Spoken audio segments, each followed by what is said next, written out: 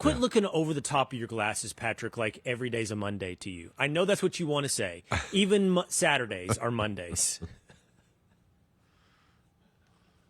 What do you do differently on a Friday, Will? Breakfast. You go somewhere or Monday you like make through it? Thursday. No, go somewhere. Okay. I have coffee. Guess what, fellas? I'm a Starbucks guy now. I have coffee. What? Monday through Thursday at a Starbucks. Yeah, The New York news coming out. Chat with my friend. Yep, I have never been a Starbucks guy. Now I know my drink. I know what I want to do when I vary it up. Do you wear a tote bag when you go in there? Yeah. Or? You want to know what I get? Wear Uggs? Nitro with vanilla foam protein. Vanilla protein foam. You know what nitro is? Yes. That's the one they pour out of a tap. Yeah.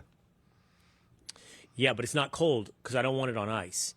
So I'm in this stage where the hot coffee, I like hot coffee, but a Starbucks hot coffee is a lot. Like it's so hot and it nurses for too long. And cold, it's January. I don't want iced coffee. So nitro is basically room temperature.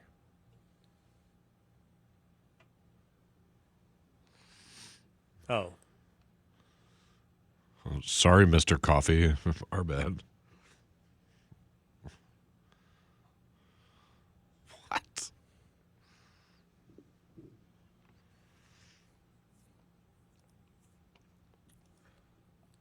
Why the change to Starbucks, Will? Sounds like you're more Starbucks than me. Why what? Logo? Why did you change to Starbucks? Convenience. Convenience. Yeah. And I will tell Makes you now. Makes a big difference. What? Convenience? Yeah. Yeah, it's right there. It's next to the gym. Go to the gym, walk out of the gym, go sit in Starbucks. Starbucks is on the rehabilitation program. Starbucks has got a new CEO, and it's a totally different experience. And he is doing good things. I don't know, because, in our business, we get our emails, and I don't know how much the woke stuff, but I have a feeling it's on its way out. I really do. There was a story this week where somebody had drawn a pig on a Starbucks cup for an ICE officer. Did y'all see that? Yeah. And Classic. that employee was fired. I feel like those stories, which used to be fairly common, are going to be fading into the background for Starbucks because they're prioritizing. They're changing the menu up. It's different. But customer service, man, it's really good.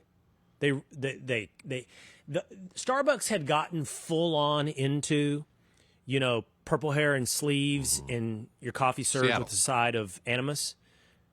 Yeah, but it's not that. Now it's like, hey, welcome in, and everybody's talking to you, and everybody makes eye contact. That's probably a turnoff for you, Patrick. And It's like, I'm out of here. they check in with you. It's nice. It's good. It's a good experience. Does it feel more Are we corporate, rolling? though? Because the whole, blue hair thing they were trying to make it seem like it's this, mom and pop coffee shop, but a corporate one. Does it feel too corporate now? No, I think they're moving more towards Cheers. Now, this is my local Starbucks, but Right. it's you walk in a little bit and everybody knows your name. It's close. It's close. How's It's not things? far. Here's your nitro girly vanilla protein crap. Is that girly? Is a nitro Vanilla. girly? Anything is girly. Oh, I'm a big vanilla fan. Flavored Vanilla and anything with banana. coffee in the morning is not very manly, I would say. My two favorite artificial flavors are vanilla and banana. Third is blue. Surprising. So, Just the if color you get blue? a snow cone, I don't even need to put a flavor to it, just blue. So, when you get a snow cone Yeah. or a Monster energy drink, Yeah. you do know. I saw you nodding exactly. Yes. Like when you're a kid, I didn't want the red snow cone. Meaning no cherry, no strawberry. What's the blue bottle? And the blue bottle could have been blue raspberry. It could have been coconut, but sometimes coconut is clear. It's white. What else comes in blue? But whatever blue was, That's where I was headed on as a kid. And to this day, like, the blue Gatorade is calling my name a little bit, much more than the red or orange Gatorade. And that's obviously not a flavor, but when you're talking about like added flavors, for me, it's vanilla, banana, and blue. It is a flavor. It's very much a flavor. Like when Gatorade? you drink Gatorade, it's like, I'm getting red. Like, you don't... Well, yellow's lemon lime, but it doesn't taste like lemon lime. The problem with that one is, like, we usually drink that like when you have a stomach bug. Like, I've equated it with like illness. What's your guys' like guilty pleasure? I never called it yellow, Dan. Really? That was green. Lemon lime was green. What? Yeah. It's yellow. What's your guys' like guilty pleasure to me, drink? It's more green than yellow. Guilty pleasure drink. I know this. Like alcohol I'm related? I'm going to say it's Diet Dr. Pepper. No alcohol. Let's set that aside. Okay. Diet Dr. Pepper. And you're like, your guilty pleasure is Diet Dr. Pepper? Well, I only drink Dr. Pepper is like the super guilty pleasure. Gross. Like, I love Dr. Pepper, but I can tell myself that Diet Dr. Pepper is a more frequent treat. So that could appear twice a week. Do you know what I mean? I see. So that's it, Diet Dr. Pepper. Patrick? I don't drink a lot of caffeine, so like, it's like a nice fountain cherry Coke. Or like a chocolate milk. Well, I make adult chocolate milks with Kahlua, but we're not talking about alcoholic beverages. So that's what I was kind of talking about, like a girly. Isn't that just a White drink. Russian? That's a White Russian, right? It's a brown Russian. I thought it was Black Russian because I didn't have vodka. Well, Just White Kahlua Russian milk. is vodka, milk, and Kahlua. So you're just doing the Kahlua in the milk alone, no vodka? Yeah, just Kahlua and milk, yeah. Oh. Is this I like to be a content? little Are we on healthier. air? Are we rolling We're right now, rolling. Dan? We are. We've done Okay. been rolling. Since you rolled in. Talking about how you want to get this All right. over with so you can play I like pool. Okay. What's your guilty pleasure, Dan? Mine would actually be hot chocolate. I just like having hot chocolate every once in a while. Even in the summer. I don't know why. It's just good. Not all the time. Little I'm marshmallows. glad you reminded me of a White Russian. I haven't had one of those in a while. That's a Big good winter Lebowski. drink. Give me a I'm Caucasian. going to have one Gary. tonight. All right, this is a Friday edition, laid back episode of Will Cain Country, and as is the course, we're going to roll in cold or hot, talk about whatever we're talking about. But the boys, Two-A-Days Dan and Tinfoil Pat, are going to guide me through the news, and we're going to debut a new little format. Will call you, the Willisha. Guide me through some questions. The floor is yours, Willisha. But first, the most electric man in broadcasting, Tinfoil Pat. Thank you, Will. So we don't quite have too many Willisha responses yet, but you can send those in, willcainshow@fox.com. If you want Will's advice going forward, don't send anything else. I don't want your memes from Facebook or anything like that. Just questions for advice, willcainshow@fox.com. So anyway, we pulled some from Reddit, the advice Reddit, and we got some pretty good ones. So here's one about a woman who found out her boyfriend was into flat Earth. So we're going to put that up on the screen in a second. She said, just realized my boyfriend I've been dating for 2 years might be a flat earther. I don't even know how to start this. I'm pretty shocked at the conversation I just had. My boyfriend has been sending me reels showing a theory where the Earth is encapsulated in an ice wall and is a tiny part of a greater Earth and land that we don't have access to. He also informed me that the Earth does not rotate and the sun is actually revolving around us. I've known him for 2 years and he sometimes has brought up conspiracies, but not anything like this. I have a science degree and tried to explain to him gravitational pulls, but he said that's what they want us to believe. I feel like I'm being punked. How have I gone this long without knowing this crazy belief he has? This has to be a deal breaker, right? What say you, Will?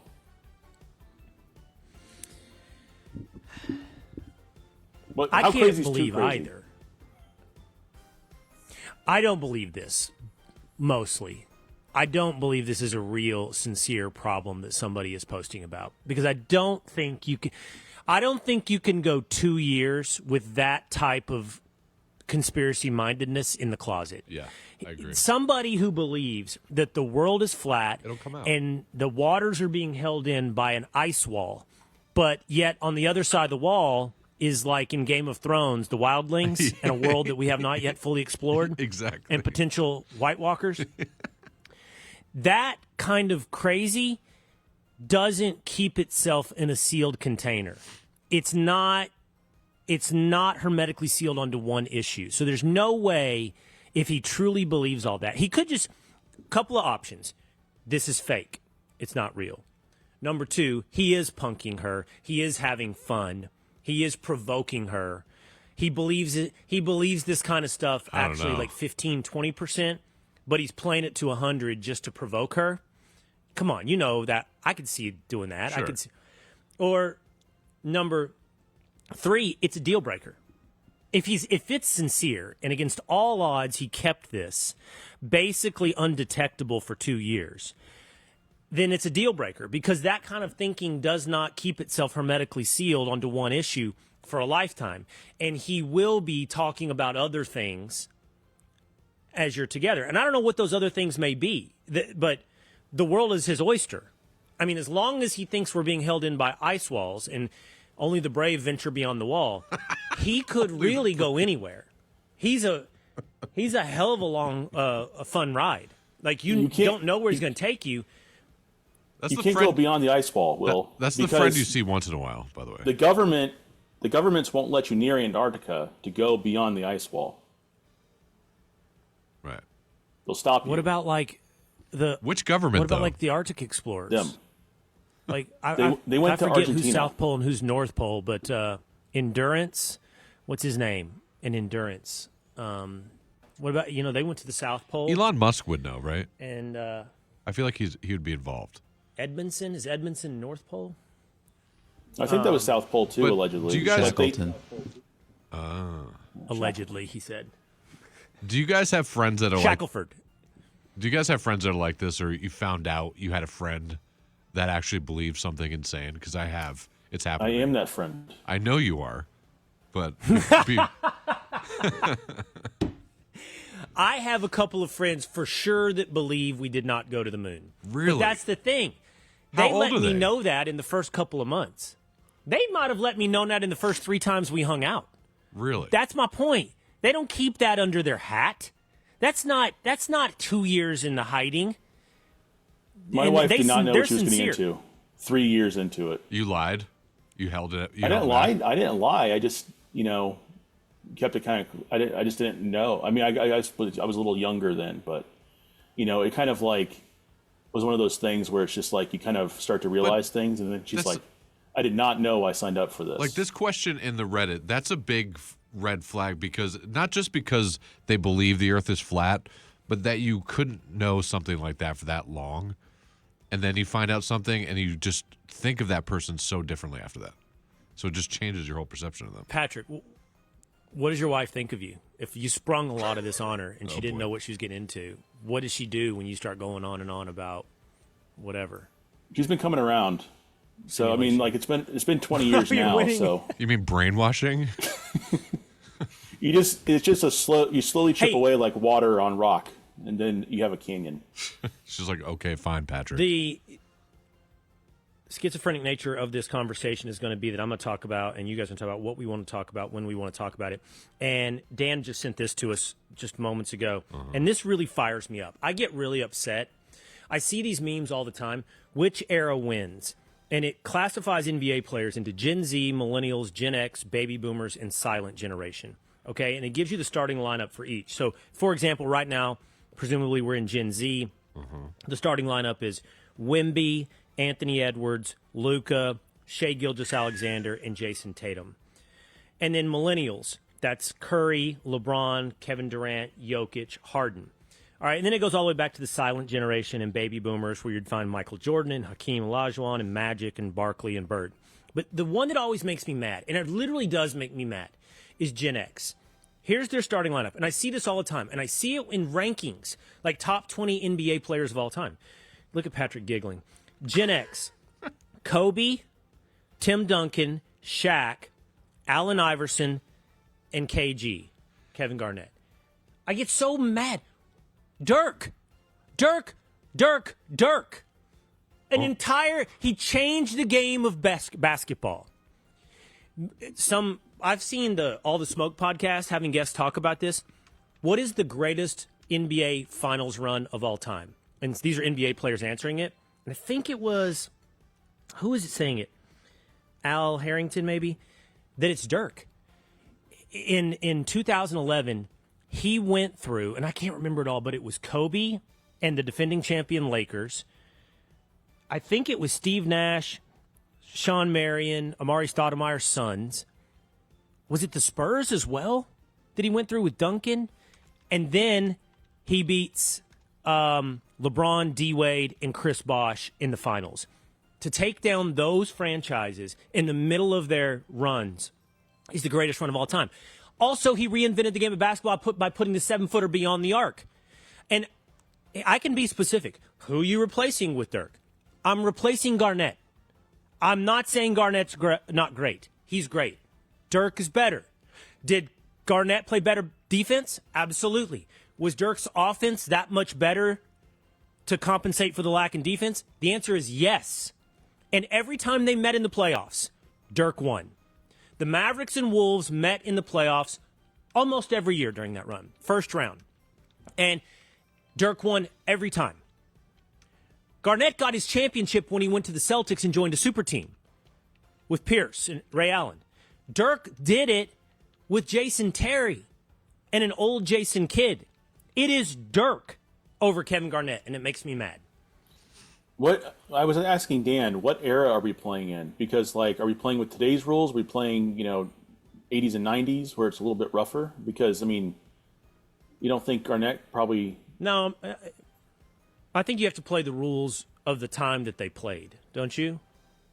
Like, well, I'll give you, like, if you put Garnett in the 90s. I guess that's right, yeah. Throw them in their own era. Yeah, probably. Right, because some of these guys, like, I don't know, could SGA work in the 90s when everybody's hand-checking you and super physical? He's super fast, so maybe the answer is yes, but I don't know.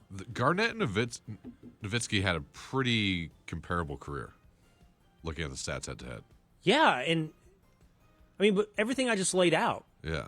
And if you ever look at top 20 rankings, Dirk usually comes in about, like, 15, 16, 17. So where's and Garnett comes in, like, at 10, 11, 12. Where's the edge? It doesn't make any sense. For Dirk, in your mind? I just laid it all out. I just did it. I just did the content. I still think Garnett. But, all right, going back to this question, though, which era are you picking? Oh, which era wins? Dirkless Gen X. I mean, you just kind of have to say baby boomers. Jordan and Bird together? Like, give me a break.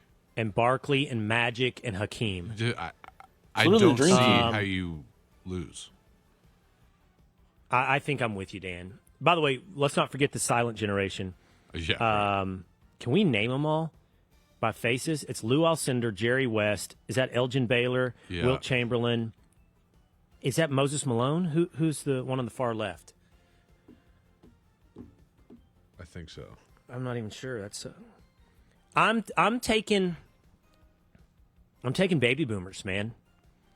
I think Shaq is going to give Hakeem some problems down low, but I think Hakeem's going to give Shaq real problems on offense. And I think Hakeem can play some defense if Shaq's not right there at the rim, right? If Shaq's not right at the rim, Hakeem's playing good defense. Hold on. Didn't Hakeem beat him in the finals? Yeah, he was super young, right? Yeah. He was super young. Like his first or second year, Shaq's first or second year. I'll tell you, I think the second best team is the Millennials. I think that Steph is a force to be reckoned with. Top 5 player of all time. LeBron is LeBron. KD is KD. And then I think that one of the most underrated players at this point, and I mean, it's the white guy defense minute on the Will Cain Country, but it's Jokic. Like, Jokic has to be in the conversation for a top 5 player of all time at some point here. And he won't because he's tubby and he's white and he's foreign and all of those things. But Jokic is incredible. He's the best player right now in the NBA. Whatever. Jokic? Yeah. Yeah. I mean, So Cooper, think the Flag finals made him look pretty bad, though, the other night. Give Wemby a few years to see how unstoppable he becomes, right? But I think the finals is millennials versus baby boomers. Yeah. I agree. And I'll take baby boomers. Settled. All right, what else you got, Patrick? All right, so this woman is now making more than her husband, but there are some issues. And so she says, I recently got a raise and will be making $175,000 a year. When I got home from work, I shared this with my husband. He could barely utter congratulations. That was it. No attaboy, proud of you, etc. I am hurt that he can't set aside his ego to be proud of me, and that he puts his own feelings first. My job allowed him to retire at age 54. Am I expecting too much from him? Whoa. Put that back up because there's details. Hold on. Before you put it up, Dan, I'm going to give you my first take, and then I want to go back to the details. My first take is, husband, you have to swallow your pride. You have to congratulate her. You have to genuinely find it within yourself why you're happy for your life partner in this moment. You have to. Like, that is the manly thing to do. Yeah. The manly thing to do is not to be insolent and insecure. However, on the flip side, I think the wife has to be understanding, too, because there are some gender roles that do play in. And on the whole and on the average, you need to understand that is going to be a negative effect on his psyche to make less than her.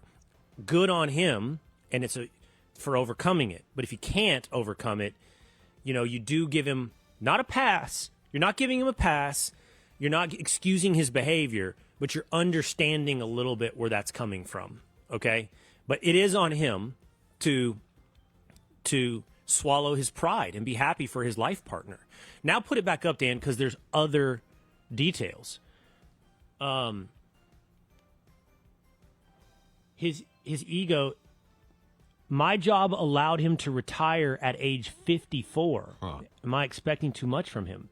So wait a minute, he's retired? I know. So it's not like he's making one thing and she's making the other, and they're like in their 20s and 30s. Like, when the analysis I just gave is for a young man whose wife is making more money than him, basically, right? Yeah. Now we're in a situation where he's retired, so he's making nothing. So it doesn't matter what she's making. Or is this about them right? when they were younger, this happened, and now he's retired, she's looking back on it? Is that a possibility? No, I think it's a recent thing that she's looking for advice. I just don't know how you retire on. He should be nothing. Yeah, 175 like that. Right. Yeah. What state are they in? Like, why are you retiring? Maybe he's a cop. Sure. Oh yeah. Maybe he's a cop or a firefighter, sure. and he's got a good pension, and cops and firefighters can reach retirement around that age, right? Yeah, that's true. And he's got a pension that's built up, or military that he served for 20, and he's in that situation. So he could be in that. But she said her salary allowed him to retire, not his pension allowed him to retire. So now this dude totally has to swallow his ego. Like, yeah, she has a right to be upset with him. 100%. Yeah, I mean, just go get a job as a bartender somewhere and make yourself feel useful. I don't mind my wife making more than me. I thought I would more at first. But like when we first started dating, obviously you don't know how much they make, and then we start getting serious and move in, and she tells me, I'm like, oh crap. And I thought it would affect me a little more, but I'm totally proud of her. It's great. This is why the millennials are going to beat the lose to the baby boomers in the basketball thing. Because Jordan would not have been happy. That's fair. Yeah, that's accurate.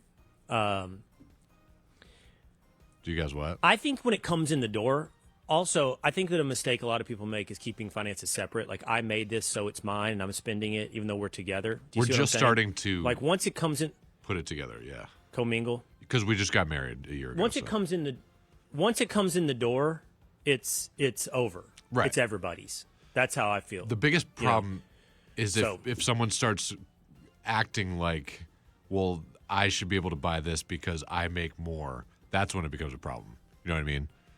When it's like, well, here's another situation that you're probably figuring out, Dan. I think this is a big one. Who has what role in the family and in the house, right? So I don't think it's fair if a woman doesn't work that she begrudges a husband for not doing as much at home as she does. Yeah. Because you've divided responsibilities. And his responsibility is to go out and bring home the bread, the bacon, the hunting and the gathering. And then her job is to make the home. And it's not like that second job, the one that he's not doing that she is, responsibilities have to be split 50-50. Like that's not a fair divide of life. like do this and right? also this because I'm doing this. Yeah, she can't really go like, you never take out the trash. Right. And he's like, you never go to work. You know, like, it's like, No. Dude, imagine saying that to your wife. I've you heard it never before. do the dishes. Yeah. You never go to work. Yeah. You never leave the house. What? I think a happy marriage is one where everybody almost intuitively, maybe it has to be explicit in the conversation, but divides their roles. Do you now, say if you're it, both though? working like you, Dan? Or does it I think just, it's somewhat you just know assumed, it? and it's not unhappy. It's not an unhappy thing. Like for my wife, she believes it is her job in the home. You know, when you're both working, that gets a little more difficult, right? Now you're having to split home as well. Yeah. Which will most likely happen for us. So we'll All have right, to what figure it else? out. All right, so this woman has a problem with her sister who slept with her boyfriend. Wow. I'm 20 years old and in college. I went on my boyfriend's phone and found messages that confirmed he's been sleeping with my sister. The text showed plans to meet up, references to sex, and conversations that clearly crossed any boundary of loyalty. The dates lined up with times he told me he was busy or studying, and with times my sister said she was elsewhere. This wasn't a misunderstanding or flirting, it was ongoing and intentional. I found out by myself not because either of them told me the truth. Now I'm dealing with the fact that my boyfriend cheated on me with my sister. Both of them lied to my face while continuing it, and I don't know how to process the betrayal or what to do next. But I know exactly what happened. What did I do? What did I do? Okay, yeah. I don't know. What did I do? I don't know what to do. Well, I don't even. Okay, this one is not. First of all, Simple this answer. is not hard on some levels and hard on another level. The boyfriend's over.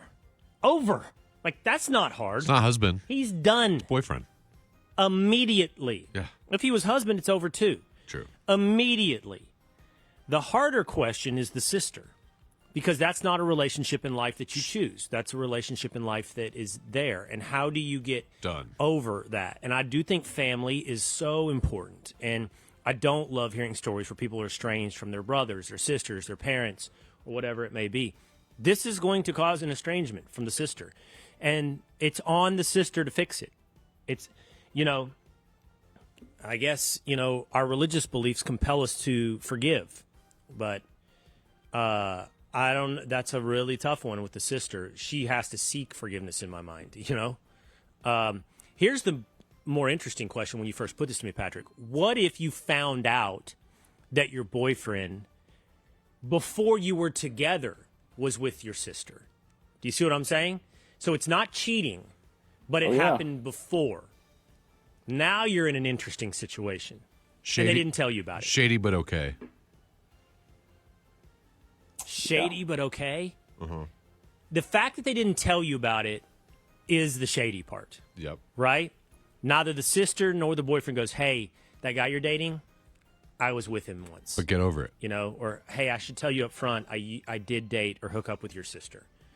Like that, because if they don't tell you, it's like, I don't, is it over? Like, what are we doing here? It's different with guys and girls too. What about brothers? I've never had a brother, like, if it's the same girl. If your brother went out with a girl already. Yeah, I don't know, man. I think you could get over it. I think you can get over all of that if it's something that is upfront. Mostly. Yeah. All right. Got any more, Patrick? One more. This is the last one. Okay, this is a guy who's cooked. Loser asking for advice. I'm 25 years old, still live with my mother, don't have a job. I don't so much outside of stuff around the house or taking the dog for a walk a few times a week, but those aren't really doing anything, I usually just sit around playing video games, watching YouTube. I'm a loser through and through, and I think I'm tired of it. And he goes on and he says a bunch of other stuff. I'd like some advice, genuine advice or motivation or something, because, man, I need a job. I'm 25. My time is running out, Quite frankly, I'm a disappointment, and I'm aware of that. I just don't know what to do to turn my life around. Please help me. What do you say to people? Man. I mean, there are a lot of guys like this playing video games. That's true. Just kind of chilling. They're not really motivated. Teach yourself AI. What do you do? Get a job. Yeah. Something. I know that sounds simple. Just something. It's not too late. 25 is not too late. But you're right. If you keep doing this, it will be too late in a not too distant future. I think the world will look at a 25-year-old with not a lot on his resume and not a lot of accomplishments and still think he has the ability to be a productive person that can contribute to my organization and contribute to my purpose. But the way to get started is to get started. You have to stop the self-reflection. You have to stop paralysis by analysis. You have to simply do something. I'm a big believer in that Admiral William McRaven commencement address at the University of Texas, where he said 10 lessons from a Navy SEAL. If you guys have never seen it, go to YouTube. I haven't. It's about a 15-minute, 19-minute commencement address. You should do it. It's 10 lessons from BUDS training, learning to be a Navy SEAL. But they're real lessons, and he applies it to life. And you've probably heard this before, Dan, because I think he turned it into a book. But the number one thing he said that he learned from military and the way that it's treated in the military, the number one thing you do every day is make your bed. Do I make my bed? I don't. Okay, so I'm not sitting here on any type of, mountain of holiness to preach down to others. But I'm just telling you what he said. But the point of making your bed is that you have done one thing. You have done one thing to start your day. And that one thing can and will snowball. Your day will go from there. And maybe you have a crap day. Maybe it doesn't go well for you. But at the end of the day, you will return to a made bed. And a made bed is better than an unmade bed. And I do believe that little act of productivity. And I'm telling you this part from my life. There have been times in my life when I have been paralysis by analysis. I can remember a period in my life, later than 25, where I thinking about what I was going to do a lot, right? I made lists. I did all kinds of things, but none of it added up to actual real productivity. And I feel like every phase of life, and I do know that productivity leads to other productivity. Like sitting around and analyzing and trying to get it perfect does not put you on a path to getting towards perfect. You got to build airplanes as they fly. That's life. I don't think you sit on the tarmac forever with the blueprints going, then this, then this, and this. You start building it while you're trying to take off. And you figure out as you're flying how to change the instruments or how to change anything. Because you know what? If you crash, you crash. But you flew. You're the Wright brothers. You got off the ground. And you know how to get off the ground again. Okay? That's how I believe you got to do life. So that little thing for this 25-year-old could be anything productive.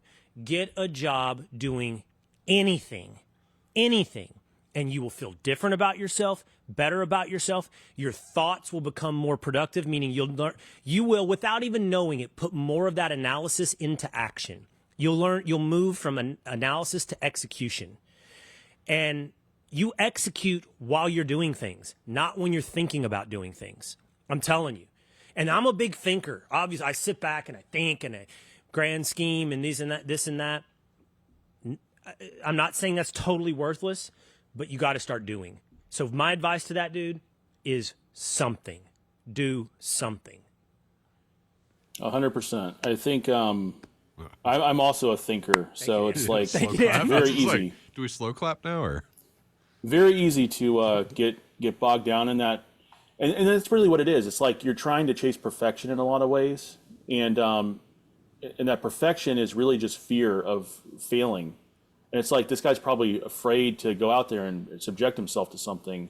But like, Rick Rubin, the famous producer, said, it might not be the dream version of whatever you do, but you can just go execute, and what you execute is the one you make, and that's good, better than nothing. It's better to have that DIY punk rock attitude and take life by the balls, And small positive decisions snowball, like you said. Yeah, exactly. Yes. And I do think people tell themselves specifically at around that age. I mean, look, if I'm being real, I just did a podcast called the Intersections Podcast. If anybody's listening, you want to go hear me talk for an hour and a half about my journey, my life, my thoughts on politics. They covered everything. But they talk about this, like, one of the first things I did when I moved to that ranch in Montana is I wrote a book. I wrote a novel, right? And they're like, what's it about? And I'm like, well, you'll never know. Nobody will ever know. I'm never letting anybody read it because, to be honest, I'm embarrassed of it. I'm not embarrassed of having done it, though. That's what I'm proud of. I'm proud that I actually wrote a book from start to finish. I'm not proud of how it turned out, but who cares? Who cares, right? But they asked me what the book was about, and now now you're getting into the embarrassing parts. But it really was about, because I was 25 probably when I was writing this, dudes at a quarter-life crisis. Like, I do think there's kind of sort of a thing of a quarter-life crisis. And the reason there is a crisis is because there's too much pressure on the idea that you should be living your passion and your dream. Do you see what I'm saying? Like, I don't want to take that job because I want to be this other thing, this X, and so I can't do Y. So I'm going for my dreams. And I think that we've preached that in pop culture mentality a lot, like follow your passion or whatever it may be, live your self-fulfillment. And so it puts you in a stationary period that we just talked about. It puts you in that paralysis by analysis because, to be honest, a lot of people don't know. They don't know at 18, certainly. They don't know at 20, 21. They don't know at 25 that I want to be whatever it is that they want to be. And so you're stuck. You're like, how do I get started on that path? And how do I know for sure it's going to lead to that? And you just can't. So you should stop thinking about it in those terms. Stop thinking about perfection and dreams and fulfillment and passion and start thinking about doing and execution. And again, build that life on the fly. Build that airplane as you're taking off.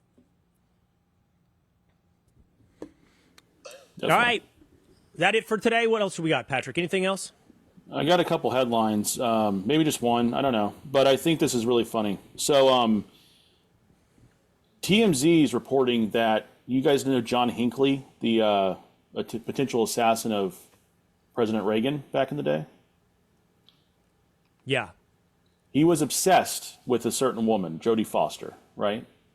Well, he claims to TMZ that he turned Jodie Foster lesbian. He was the reason that she is a lesbian today. Huh. I've done that. Because that turned her off of men?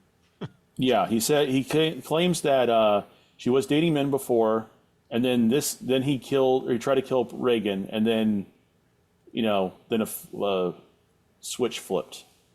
I always invert it, so. Well, I don't know why he's bragging about that. I know. He's like There's George a lot Costanza, of dudes out there that look at the.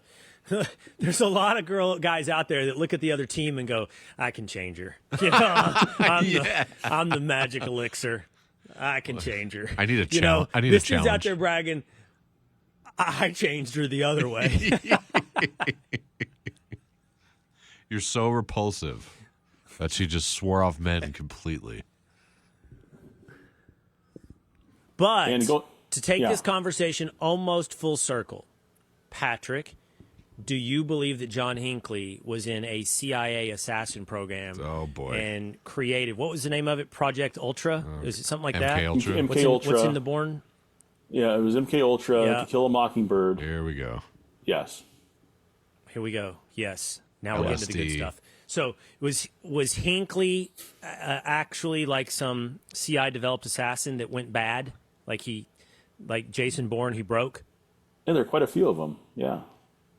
John I don't remember off the top of my Yeah, head. It's been a few years since I really delved into this, but yeah, I definitely think he was one of them. I think that Krasinski, the Unabomber, was also one of them. That's true. I've heard that actually. Yeah. Really? Yeah. Terribly smart guy. I got to read more Unabomber. Yeah. Unabomber's fascinating. Fascinating. No, I'm serious about that. I do. Isn't his manifesto like 3,000 pages or something? Like, I mean, who's got the time? I read some So summaries. that's a guy who got it Maybe- done. maybe- Okay. I read he just went out summaries there of and did it. and it was very interesting. Would AI summarize the Unabomber's manifesto? Yeah. It would. Don't do it on a work computer, but yes. I'd be. He doesn't know how to log into his work Well, I mean, stuff. we're in the information business. We should know. We're in the being in the know business. We should be able to know. We'll be on some list. I want to know Pete's what gonna call Kaczynski you. was saying. Everybody thinks Listen, Will, buddy. if you read it, you're into it. Right. All of a sudden, you're pro Unabomber just because I informed myself on the Unabomber. I want to know what he was saying because, the stuff that's filtering into me through, yeah, he was crazy and all these different things, but crazy also in some ways that turned out to be right. His projections of the future and what he saw coming down the line and all of that. Right. Gonna read Mao's With Little Red technology. Book next, or Is it in English? I don't read Chinese or Mandarin. I don't know. It seems very Is it interesting. in English, Dan? Yeah, probably. I once put my kid in Mandarin when I was a New York City yuppie. That lasted 6 months and several $1,000s. What was the thought process there? Four-tonal language. Ask him today. The future? Ask him today what he can say. I speak more Chinese than he does. Well, everyone said that Ni like hao. Mandarin was the future. Lao Hu. So it's probably what Lao it Hu, is. that means tiger. Wow, you're really going to work for the embassy or what? Thank you. There's a song I used to be able to sing. It was like one of those preschool things. Oh, no. Xing shuang feng. I can't remember, Are we but turning I into a could do it at the communist show, time. or what's happening? Just because you know Chinese, just because you know Mandarin, now you're a communist? You're right. You're right. That's racist. The idea was that's where the future of business is. Let's put my kid into this, and that way he can go do business in China in the future. That was your and he can thought? dominate the world. Oh, I yeah. just said. Really? Yeah. I was joking. It was a very big wave back then. Dang. Very progressive of you. What, back then? I didn't consider it progressive. I considered it world domination. I considered you might speak Progressive thought. the language of... Yeah, you might speak the language of a titan in business. Like, what's more valuable to you, speaking French or Mandarin? If you could pick right now and you could speak one or the other, which do you think is more valuable? I took French, so the other. And what's that done for your life? Literally nothing. I've never been to France in my life. Yeah, Mandarin. Spanish is valuable. I think Spanish is valuable. Speaking of which, I wanted to learn German. I tried to learn German for a while, but then I started working on this show. I didn't have time. last thing before we go, the Chinese thing, the population was very interesting that you sent the other day, Patrick. Oh yes, yes. How they might not actually be telling the truth about their population, which might do something to the future. Well, they lie about everything else. They lie about their economy. They lie about almost everything. So I forgot that you sent this, Patrick. You saying they're lying about the number of Chinamen? This person say said that. This person claimed that it was like half of what they say it is. But then you start to think about all of the foreign aid that we send around to the world, and people are like, so are there actually 8 billion people on the earth, or is maybe like half of? How do do we we know? actually have half of that because of welfare fraud? Right. Essentially, foreign aid fraud. Are we counting the wildlings, the ones outside the ice wall? No. That's a totally different. Oh, No. It's a different dimension. That's utopia. Oh, They don't need foreign aid.